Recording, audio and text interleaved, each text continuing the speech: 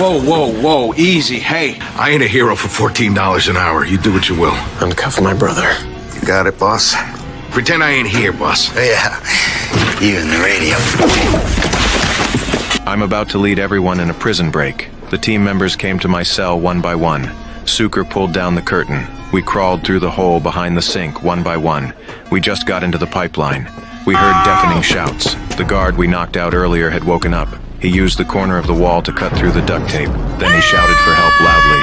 The two guards outside the break room vaguely heard the sound. They rushed toward the break room. At this critical moment, Teabag immediately came over and covered his mouth. You hear anything? There's nobody here, man. Scream. I'll cut out your...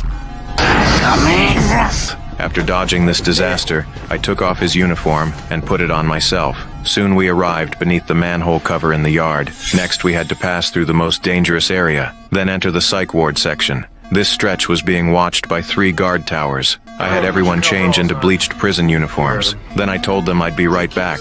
I came to a control panel. I pulled out some powder from my pocket. Then I gently blew it onto the password keypad. The traces of previous use would show up. Then, based on different combinations of number arrangements, I finally triggered the fire alarm in the psych ward. Hearing the alarm, everyone freaked out. We're screwed. We're screwed! Come on, let's go. We're moving forward. We stick with the plan. Do your ears work, fool? Do you hear that? It's the fire alarm in the psych ward. How do you know? I set it off. I deliberately triggered the alarm. All the inmates in the psych ward came out. After checking to ensure safety, the guards told the inmates to return to their cells, so we also blended in with them. However, what I didn't expect was, this supervisor actually recognized John. He asked me why John was here. When he wasn't paying attention, I suddenly gave him an injection of anesthetic. After dealing with this trouble, we quickly arrived at the infirmary through the psych ward's sewage pipe. At this moment, my brother was still being watched by a guard. However, when the guard turned around, we all appeared in front of him.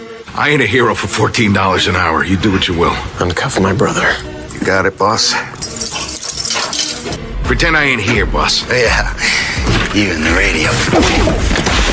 We quickly got to the infirmary. Now we only needed to remove the window and security bars. Then we could climb over the wall along the cable. I immediately opened the fire hydrant. I took out the fire hose. I tied one end of the hose to the security bars.